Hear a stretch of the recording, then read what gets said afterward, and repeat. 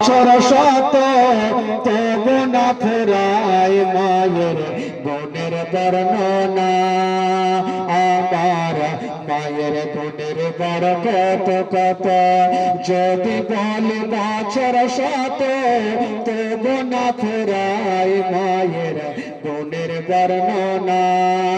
আবার একশো হয় জগতের সেরা,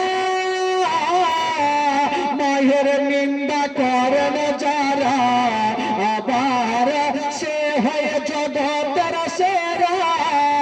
মায়ের নিন্দা করেন যারা, সে মাকে কোনদিন তোমরা ভুলো না।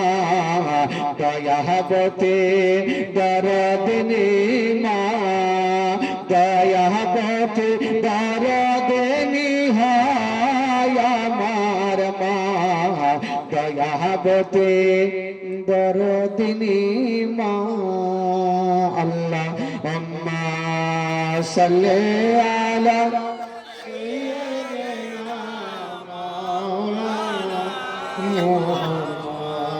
وعلى آل سيدنا সাল্লাল্লাহু তাআলা আলাইহি ওয়াসাল্লাম। বিরাদার, আপনারা জীবনী বহুত শুনেছেন, এখন প্রত্যেক গ্রামে গ্রামে জীবনী হচ্ছে, তবে ঘটনা একই, সব একই, বক্তা আলাদা।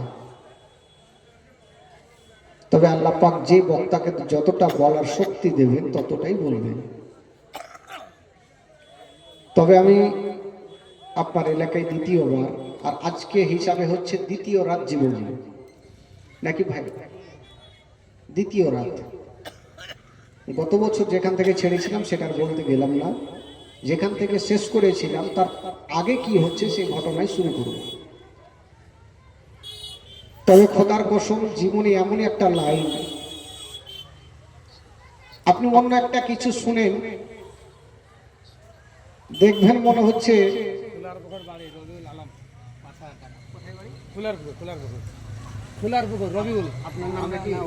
আচ্ছা, খোলার পুকুর বাড়ি রবিউল ইসলাম, খোলার পুকুর বাড়ি রবিউল ইসলাম ৫,০০০ টাকা দান করেছেন। সুবহানাল্লাহ। উঠতে না উঠতে শুরু হয়ে গেল, একবার নারা লাগা, নারাই তাকবীর, নারাই তাকবীর, নারাই রিসালাত, নারাই হায়দারি।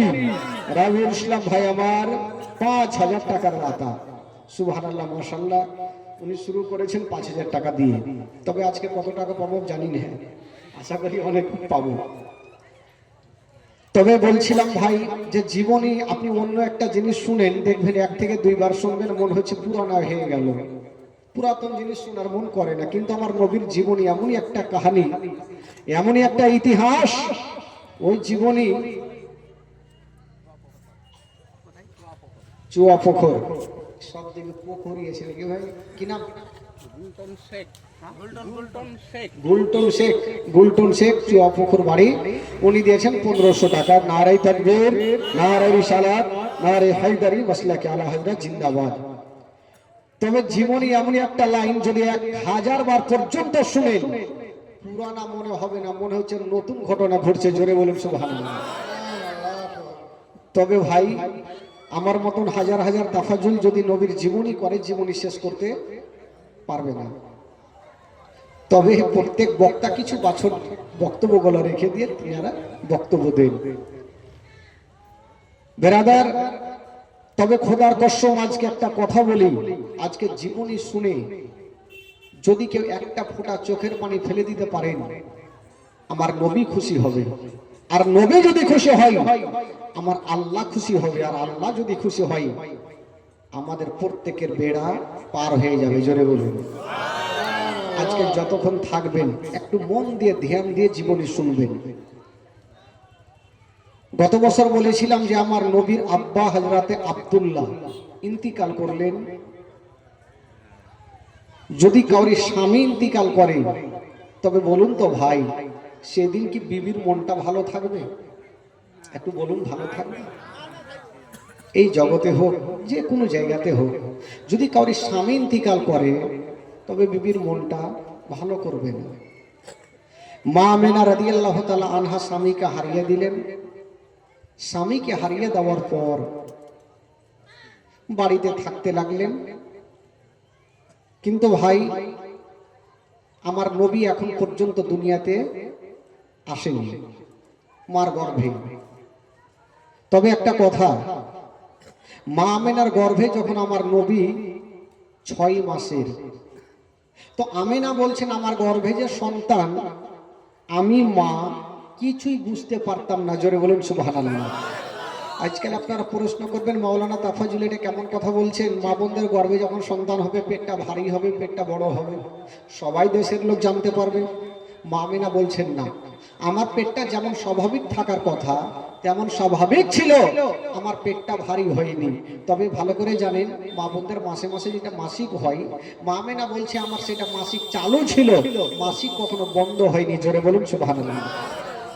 বেরাদার বন্ধুগণ, তবে মা আমেনা বলছেন আমার গর্ভের সন্তান আমি জানতে পারতাম না, তবে আশ্চর্য আশ্চর্য ঘটনা আমি দেখতে পেতাম। কি? মা আমেনা বলছেন আমি দেখলাম আমার শ্বশুর আব্বা আমাকে নিষেধ করতো, আমেনা আমার বিনা পারমিশনে তুমি কোনো কাজ করিও না। তো আমেনা একদিন থালা বাসন মেজেছেন, বাড়িতে পানি নেই, কি করবেন? আমেনা ভাবছেন আল্লাহ, আমি থালা বাসন